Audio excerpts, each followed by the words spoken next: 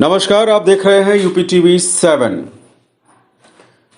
UP TV 7 से अरबाज दानिश की report Jhansi से। हम किसी की भी टीम नहीं है। पवन राव अंबेडकर झांसी ऑल इंडिया मजलिस इत्तेहादुल मुस्लिमीन पार्टी के शोषित वंचित समाज का सम्मेलन दीनदयाल सभागार में संपन्न हुआ। शोषित वंचित समाज सम्मेलन की अध्यक्षता विधानसभा प्रभारी हाजी सैयद सादिक अली साहब ने किया। वह मुख्य अतिथि प्रदेश महासचिव प्रवक्ता डॉक्टर पवन राव अंबेडकर रहे। अतिथिगणों में बुंदेलखंड वसीम असर मंडल अध्यक्ष और झांसी हाजी जब्बार जिला अध्यक्ष, हमीरपुर इकबाल भाई मोट पूर्व मंडल अध्यक्ष, अली मोहम्मद कुरैशी आदि का स्वागत सम्मान किया गया।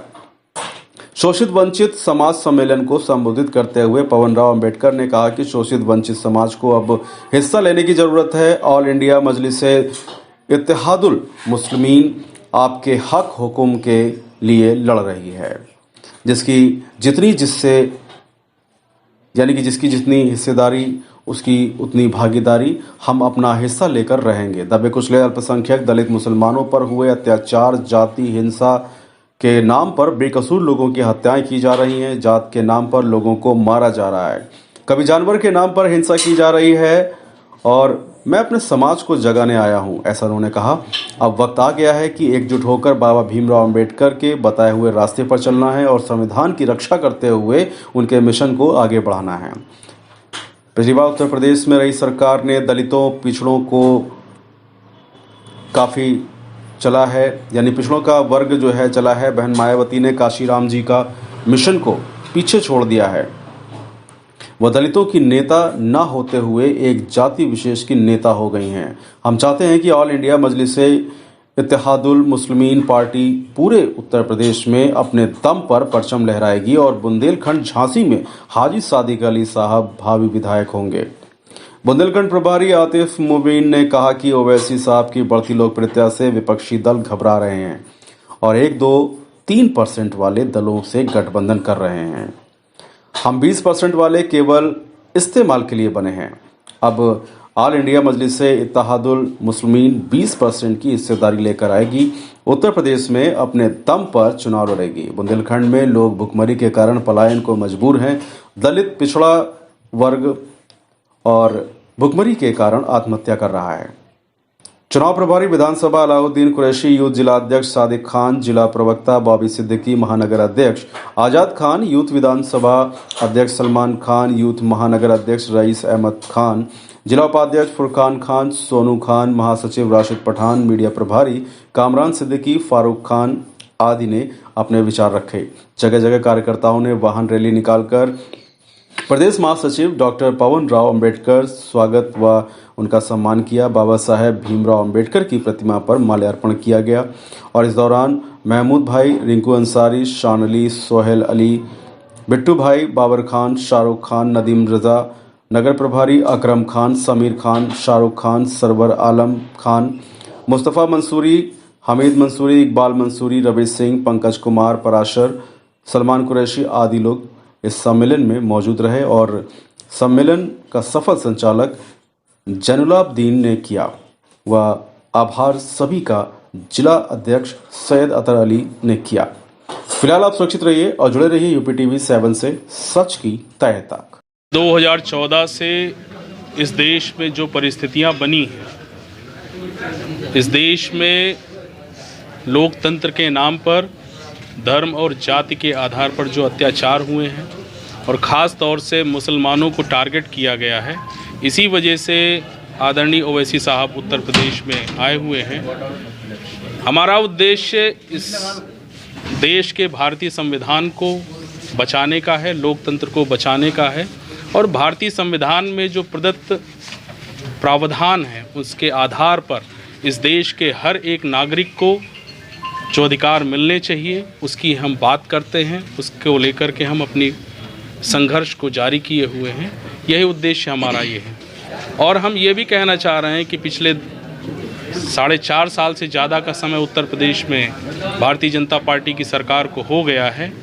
इस भारतीय जनता पार्टी के 4.5 साल के अगर कार्यकाल को आप देखेंगे तो संविधान के नाम पर जो सरकार बनी है उसमें सिर्फ धर्म ही धर्म दिखाई देता है। संविधान आपको धर्म को मानने का, धर्म को प्रोपगेट करने का, धर्म को सुचारू रूप से उसको शांतिपूर्ण जो है चलाने का अधिकार देती है, लेकिन संविधान धर्म को स्थापित करने का अधिकार किसी भी सरकार को नहीं देती है। ये हम कहने आए हैं। हमारे आदरणीय ओवैसी साहब राष्ट्रीय अध्यक्ष जी भी कह चुके हैं कि यह देश किसी धर्म और जाति के आधार पर नहीं चलेगा। संविधान में जो कानून है उसके आधार पर इस देश को हम चलाने का काम करेंगे। संविधान के अनुसार इस देश का हर एक नागरिक समान है, उसको समान अधिकार मिलना चाहिए। इसको लेकर के हम अपनी बात रखते हैं। और ये जो धर्म के नाम पर, जाति के नाम पर जो अत्याचार हो रहे हैं वो इस देश के लिए शर्मनाक हैं, क्योंकि हमारी स्थिति पूरे विश्व में ख्याति प्राप्त रही है। इन सारी घटनाओं ने हमें शर्मसार किया है। ये सारी घटनाएं इस देश के लिए कहीं ना कहीं जो है अहितकारी हो रही हैं। जो कल्याणकारी योजनाएं होनी चाहिए सरकार की तरफ से वो मुहैया नहीं कराई गई हैं। भाजपा शासित प्रदेशों के साथ साथ मैं कांग्रेस के भी उन प्रदेशों की भी बात करता हूं जहां पर धर्म और जाति के नाम पर अत्याचार हुए हैं। आप राजस्थान की चीज़ देख सकते हैं, आप पंजाब को देख सकते हैं कि कांग्रेस शासित जो प्रदेश रहे हैं उनमें किस तरह की घटनाएं हुई हैं, अत्याचार और बहन बेटियों के साथ बलात्कार हुए हैं, लेकिन उसको लेकर के किसी भी तरह की कोई जो है कार्रवाई नहीं हो रही है। ये सारे हमारे मुद्दे हैं। हम आज भी कहते हैं इस देश को धर्म के आधार पर नहीं, संविधान के आधार पर हम चलाएंगे और उत्तर प्रदेश की शासन सत्ता में हम लोग आने का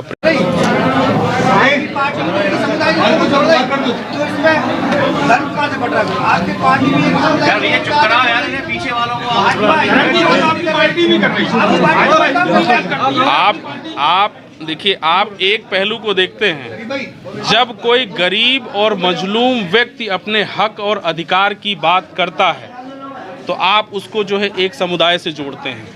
1984 में मान्यवर कांशीराम साहब ने जब पार्टी बनाई बहुजन समाज पार्टी, तो यही कांग्रेसी कहते थे ये चमारों की पार्टी है। क्यों भाई, क्यों कहते थे? अछूतों को जिस तरह से इस देश में रखा गया सभी ने देखा है। अछूतों के लिए बाबा साहब ने किस तरह से संघर्ष किया है आप सभी लोगों ने देखा है। तो जब हम हक और अधिकार की बात करते हैं तो आपको लगता है कि एक विशेष समुदाय की बात हो रही है। ऐसा नहीं है। आदरणीय ओवैसी साहब ने रोहित वेमुला की घटना को लेकर के जोरदार आवाज़ संसद में उठाई। क्या वो मुसलमान है क्या? गुजरात में 4 चमारों को नंगा करके मारा गया, उसकी आवाज़ उन्होंने उठाई। क्या वो मुसलमान है? हमारी बहन के साथ जो घटनाएं हुई हैं, बलात्कार हुए हैं, क्या वो मुसलमान है? मैं किसी का नाम नहीं लेना चाहता हूँ। तो आप लोगों की ये जो मानसिकता भरी हुई है कि एक समाज विशेष को लेकर के वो आवाज़ उठा रहे हैं, तो ये बिल्कुल गलत है। लेकिन अब दूसरे पहलू पर अगर हम आएंगे तो ये देखेंगे कि जो जुल्म जातियाँ हैं वो किसके ऊपर हो रही हैं। आप बताएं। नहीं, आप बताइए ना, किस पर हो रही हैं? क्या उन लोगों पर हो रही हैं जो इस देश में गैर बराबरी की व्यवस्था स्थापित किए हैं? अभी बहुत सारी घटनाएं हुई हैं। विकास दुबे का जब से घटना हुई है उसमें ब्राह्मणों का नाम आया है कि ब्राह्मणों के साथ अत्याचार हो रहे हैं। आप मुझे एक भी घटना बता दीजिए किसी चमार पासी अहिर गणिरे काची कुर्मी ने ब्राह्मणों के ऊपर अत्याचार किया हो। शासन प्रशासन ने उनको मारने का काम किया है, तो हम उसको अत्याचार नहीं मानते हैं। वो तो रूल ऑफ लॉ के अकॉर्डिंग है, कानून के अकॉर्डिंग है, वो शासन प्रशासन कर रहा है। क्या उसको आप अत्याचार मानेंगे? राह चलते जब अखलाक को मारा जाता है, अल्ताफ को टोटी पे लटका करके मारा जाता है, ये इसको कहते हैं अत्याचार। हम इसके खिलाफ आवाज़ उठाते हैं। तो अगर आपको लगता है कि मुसलमानों की बात करते हैं तो ये आप लोग सोचिए, ये आपकी जहन में भरा है। हम लोगों पर अत्याचार जो हो रहा है उसकी बात करते हैं। एक घटना कितनी गंभीर हुई है, अनीश कनौजिया नाम का व्यक्ति आपने सुना होगा, सारे पत्रकार बंधु सुने होंगे। वो पंचायत में जो है पंचायत अधिकारी था, उसने एक ब्राह्मण लड़की से शादी कर ली तो उसको लोगों ने गड़ासे से काट करके मार डाला। क्यों भाई? ये देश किसका है? ये देश हर एक नागरिक का है। तो अगर हम उनकी आवाज़ उठाते हैं तो अगर आप कहोगे कि यार परिवार के लोगों का आया, परिवार के लोगों का नाम आया, हत्या जिन्हों की वो अभी आप सुनिए, आप ये जो कह रहे हैं फाफा मऊ की घटना, अभी 4 लोगों को मारा गया तो उसकी भी दिशा को दूसरी दिशा में मोड़ा जा रहा है। तो ये सारी चीज़ें आप क्लियर कट समझिए। जो आप बताइए, नहीं, हम ये नहीं कह रहे हैं, हम ये नहीं कह नो, मैं बिल्कुल। सवाल ये था कि आपने खुद बोला कि कई सालों से हाँ, धर्म के नाम पर वोट मांगे हाँ। वोट मांगे जा रहे हैं, तो आप भी तो वही काम कर रहे हैं। नहीं, हम धर्म के नाम पर वोट क्या मांग रहे हैं? हम आपकी पार्टी जिस नाम से उस हम नाम क्यों में वही सब चीजें हैं। क्या है, आपकी क्या नाम है? पार्टी ज्यादातर मुसलमानों की बात आपने करती है। आपने आपने ब- आपकी आप समुदाय के लोगों को लेकर चल रहा है। आपने बजरंग दल से पूछा कि तुमने बजरंग दल नाम क्यों रखा? आपने शिवसेना से नाम पूछा कि आपने शिवसेना क्यों नाम रखा? ने कहा है कि अगर हम बच्चे पैदा नहीं करेंगे तो कैसे देखिए, उस चीज को हम नहीं मानते हैं, उसका व्यक्तिगत है, साहब ने उसको भी नकार दिया है। हम इस देश में शांतिपूर्ण माहौल चाहते हैं, इस देश में प्रगति हो, उसकी हम बात करते हैं। देखिए, एक संविधान में जो है प्रोविजंस है, आप समझिए ना, संविधान के जो प्रोविजंस है, आर्टिकल 15, आर्टिकल 16, वो हमें विशेषाधिकार देता है कि जो सामाजिक रूप से पिछड़े हैं, एजुकेशनली पिछड़े हैं, जिनको रोज़गार की ज़रूरत है, उनको रिजर्वेशन की बात कही जाए, उनको आगे लाया जाए ताकि वो मेन स्ट्रीम में आ सकें। हम ये कह रहे हैं कि आप किसी का नाम पूछ करके क्यों मारते हैं?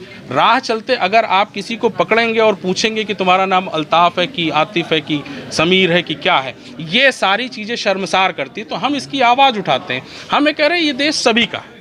इस देश में जो व्यक्ति जन्म लिया है, आप आर्टिकल 5, 6, 7, 8, 9, 10, 11 पढ़िए, वो ये कहता है सिटीजनशिप यानी नागरिकता का अधिकार हमें देता है। तो जो नागरिकता का अधिकार क्या कहता है कि जो व्यक्ति, आप सारे आर्टिकल को देखेंगे तो हर एक व्यक्ति समान है और हर एक व्यक्ति बराबर का अधिकारी है। आप बराबर धर्म की बात करती हैं, धर्म के ही कारण आपको बी टीम लोग कहते हैं। कौन बी टीम कहता है? आप प्रूफ करके सवाल होने दीजिए। हाँ, बी टीम कहते हैं। हाँ। तो आप अभी तक इतने समय से उत्तर प्रदेश में सक्रिय हैं राजनीति में, आप अपना बी टीम का दाग क्यों नहीं धो पा रहे? हम धो चुके हैं। कहाँ धो? यही बी टीम का दाग एकदम साफ धुल चुका है। अभी तक नो, बिल्कुल नहीं। अभी तक विपक्षी पार्टियां हमको बी टीम कहती थी, भारतीय जनता पार्टी का। अब आप समझिए, योगी साहब ने जो बी टीम के लिए जो दोष हम पर इल्ज़ाम लगाया कि हम समाजवादी के, ये तो इनकी नूरा कुश्ती चल रही है। नहीं, किंग मेकर, फिर हम बात से कह रहे हैं, हम किंग मेकर की बात नहीं कर रहे हैं। हमने कहा कि हम हक और अधिकार की बात करने आए हैं, हिस्सेदारी की बात करने आए हैं। कांचीराम साहब ने जब अपने मूवमेंट को चलाया था, तब जाकर के हमको अधिकार मिले। 1984 से पहले हमारी क्या स्थिति थी? हाँ, उन्होंने पार्टी बनाई, जब समाजवादी पार्टी बनी जब, लेकिन लोगों ने अपने एजेंसियां जो है उनके खिलाफ नहीं चल रही थी। राजा भैया जी के खिलाफ इस समय जो पॉलिटिक्स का जो चेंज हो रहा है, उस समय क्यों उनके ऊपर सीबीआई की चीज खोली गई? आप इसको आप हाईलाइट करिए। नहीं, समय का संयोग नहीं है। अभी देखिए, 3 दिन पहले न्यूज आई है, रिवर फ्रंट, सुनिए, 3 दिन पहले सुनिए भाई, 3 दिन पहले रिवर फ्रंट घोटाले को लेकर के शिवपाल यादव के लिए नाम आया ना। क्यों भाई? वो अब अखिलेश यादव के साथ गठबंधन करेगा, तो भारतीय जनता पार्टी उसको तिलमिला रही है क्या? क्यों रिवर फ्रंट अब इस समय याद आ रहा? पिछले 4.5 साल गुजर गए, रिवर फ्रंट को लेकर के कोई उनकी प्रगति नहीं हुई है। आप बताएं ना। तो आप देखिए, मुलायम सिंह यादव जी के पर आय से अधिक संपत्ति का मामला है, बिल्कुल चल रहा है। उन पर कार्रवाई क्यों नहीं हो रही? मैं कह रहा हूँ 37% क्रिमिनल एक्टिविटीज़ में इन्वॉल्व भारतीय जनता पार्टी में है। उनकी लिस्ट आप जारी करिए ना, क्यों नहीं आप जारी कर रहे हैं? आप ये देखिए कि लखीमपुर में जो घटना हुई है, और आप मीडिया कर्मियों के ऊपर उसने हाथ उठाने का, मैं नाम नहीं लूँगा किसी का, आप, अरे कौन है भाई? एक इस देश का कैबिनेट मिनिस्टर, सम्मानित व्यक्ति है, जिसने मीडिया के साथ गलत हरकत की है। क्या बात है भाई? आप समझिए ना। अगर वो जेल गए हैं तो उनको चाय नाश्ता कौन खिला रहा है? आप जाके देखिए जेल होती क्या है। आपने जेल में तो चाय नाश्ता और भी बहुत सारे लोग भाई देखिए तो आप, अगर इसी लखीमपुर की घटना में अगर कोई मुसलमान होता तो उसका घर आज जमींदोज हो चुका होता है। ठीक है, आप ये कह रहे हैं कि मुसलमान आप नहीं करे। अगर आप नहीं, विकास किसको आप मानते हैं? विकास आप बिल्डिंग्स को मानते हैं, विकास आप इंफ्रास्ट्रक्चर को मानते हैं, या मानव के जीवन को मानते हैं? मानव जीवन अगर समाप्त हो गया तो सारा विकास धराशायी हो जाता है। एक व्यक्ति अपने जीवन की रोजी रोटी कमाता है और उसको चलाता है और किसी तरह से घर बनाने का प्रयास करता है, लेकिन अगर उसका जीवन ही चला गया तो वो घर उसके काम का नहीं। हम इस देश में जो सुरक्षा नागरिकों को मिलनी चाहिए वो नहीं मिल पा रही, हम उसको विकास मानते हैं। हम ये मानते हैं कि व्यक्तियों के लिए 3 चीज़ें महत्वपूर्ण हैं। इस धरती पर अगर किसी ने जन्म लिया है तो रोटी, कपड़ा और मकान उसको मिलने चाहिए, हम उसकी बात करते हैं। ये सारी चीज़ें आज आप इस देश के हालात को देखिए, बिहार के हालात को देखिए, जहाँ पर लोग चूहे मार करके भी खाने को मजबूर हैं। तो हम किस तरह के विकास को बात है, बिल्डिंग्स बनाना हमारा उद्देश्य है, लेकिन हम मानव दृष्टिकोण को देखते हैं। आप उड़ीसा चले जाइए, लोग किस तरह से सड़े हुए चावल को खा करके ज़िंदगी गुजार रहे हैं। क्या पिछले 70 सालों में कांग्रेस की सरकार रही, भारतीय जनता पार्टी की सरकार रही है, क्या मानव को लेकर के उन्होंने कोई काम किया है? आप पिछले 2 महीने पहले देखिए, कोविड के नाम पर जिस तरह का अनाज गरीबों को दिया गया है वो बिल्कुल सड़ा और गला है। आप सभी लोग पत्रकार बंधु हैं, आप लोग दूर दूर तक गए होंगे। आप देखिए 5 किलो सड़ा अनाज, इस देश के नागरिकों के साथ मजाक है। आप झोले में अपनी फ़ोटो छपवा रहे हैं। कम से कम पूरा देश नहीं, पूरा विश्व आपको पहचानता है कि आप इस देश के प्रधानमंत्री हैं, तो आपको झोलों में अपनी तस्वीरें छपका करके अपने आप को शर्मसार ना करें। आप लोगों के जीवन के लिए सही चीज़ों को आप जब सामने लाएंगे तो लोगों का जीवन जब स्तर बढ़ेगा तब हमारे लिए सारे डेवलपमेंट मायने रखते हैं, हम उसकी बात करते हैं।